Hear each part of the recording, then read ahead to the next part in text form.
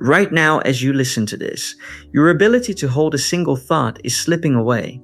Not because something is wrong with you, because the world you live in was engineered to make sure you never sit still long enough to think. A study tracking 45,000 people over 13 years found that the average human attention span has dropped to just 7.6 seconds. That is a 36% decline since the year 2000. 7.6 seconds. Less than it takes to read a paragraph. Less than it takes to finish a breath. But here is what nobody is telling you. This is not a technology problem. It is a spiritual crisis, and the cure has existed for over 2,500 years. Every 7 seconds, something pulls your attention. A notification, a thought about tomorrow, a flicker of anxiety about something you cannot control. Your mind does not rest, it ricochets. From screen to screen, thought to thought, worry to worry, in an endless loop that you have come to accept as normal.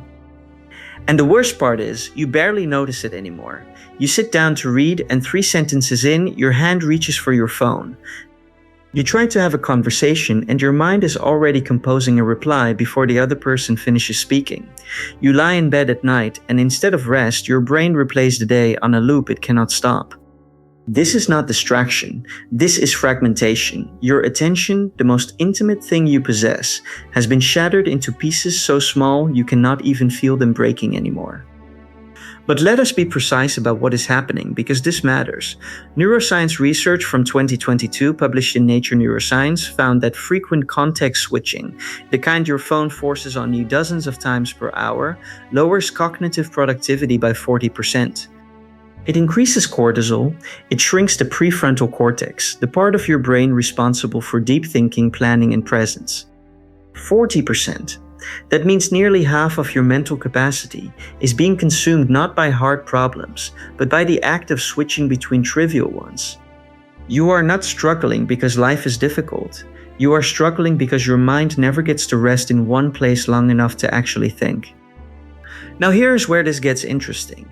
Because while the modern world spent the last 20 years engineering distraction, there is a practice that has been quietly engineering the opposite for millennia. And neuroscience is only now catching up to what monks figured out sitting under trees 2,500 years ago. The practice is meditation, but not the kind you have been sold. Not the Instagram aesthetic of crossed legs and candles. Not the productivity hack dressed up in spiritual language. The real thing, the ancient thing, single-pointed attention, one breath, one moment, nothing else. In Buddhist tradition, this is called samatha. In yoga, it is dharana. In Zen, it is zazen. Every wisdom tradition on earth independently arrived at the same conclusion: that the highest skill a human being can develop is the ability to place their attention on one thing and keep it there. And here is the part that changes the calculation entirely. A neuroscientist named Amishi Jha spent over 15 years studying attention in some of the most high-stress environments on Earth, military units, first responders, elite athletes. Her research found something remarkable. 12 minutes. That is all it takes. 12 minutes a day of focused mindfulness practice measurably strengthens your brain's attentional systems. Not in months, in weeks. Working memory improves. Mind wandering decreases.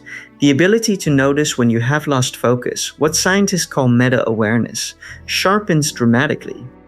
But it goes deeper than performance. Brain imaging studies show that consistent meditation practice increases gray matter density in the regions responsible for sustained attention by up to 15%.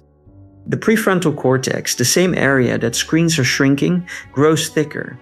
The amygdala, the alarm center that keeps you in a state of constant reactivity, becomes quieter.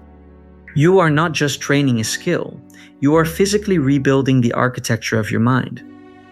Now, I want to be honest with you for a moment, because the reason most people fail at meditation is not that they lack discipline, it is that nobody told them what it actually is. They sit down, close their eyes, and expect silence, and when their mind keeps thinking, they assume they are doing it wrong, so they stop. But thinking is not the failure. Noticing that you are thinking, that is the practice. Every time your mind wanders and you bring it back, you are doing a repetition, like lifting a weight. The wandering is not the problem. The return is the exercise. The monks understood this centuries ago. They did not sit in silence because they had no thoughts. They sat because they understood that the practice of returning attention to one point over and over is what builds the mind's deepest strength. Not the absence of distraction, the mastery of return. And consider what this means in the context of the modern world. Every app, every platform, every notification is engineered to pull your attention outward. Billions of dollars are spent each year by some of the most intelligent engineers on Earth, designing systems whose sole purpose is to capture your focus and hold it hostage. You are in a war for your own attention, and you did not even know it was happening. The battlefield is your pocket, the weapon is your screen, and the casualty is your presence, your peace, your ability to simply be here, now, without reaching for something else. But here is the truth they do not want you to realize. You can opt out, not by throwing away your phone, not by moving to a monastery, but by reclaiming the one thing that was always yours, your attention. The practice is almost embarrassingly simple. Sit down, set a timer for 12 minutes, close your eyes, breathe naturally. Place your attention on the sensation of your breath entering and leaving your body. When your mind wanders, and it will, notice that it wandered, and gently bring it back. That is the entire practice. No mantras unless you want them. No special posture. No app required. Just you, your breath, and the quiet act of returning. 12 minutes, not an hour, not even 20 minutes. 12. That is what the research supports. That is what the neuroscience shows is sufficient to begin rewiring your attention systems. Monks meditated for hours because they were building something extraordinary. But the foundation, the part that changes your daily experience of being alive, starts with 12 minutes. And here is what happens when you commit to it. Within 2 weeks, you will start noticing the gaps. The moments when your hand reaches for your phone and you catch yourself. The conversations where you realize you are actually listening. The evenings where your mind is not racing through tomorrow's problems. Small shifts, but they compound. Within a month, something deeper changes. The background noise of anxiety gets quieter, not because your life got easier, but because your mind stopped manufacturing urgency where there was none. You start to experience what the Buddhist tradition calls sati, awareness without grasping, presence without performance. I know what some of you are thinking. 12 minutes is too simple. There must be more to it.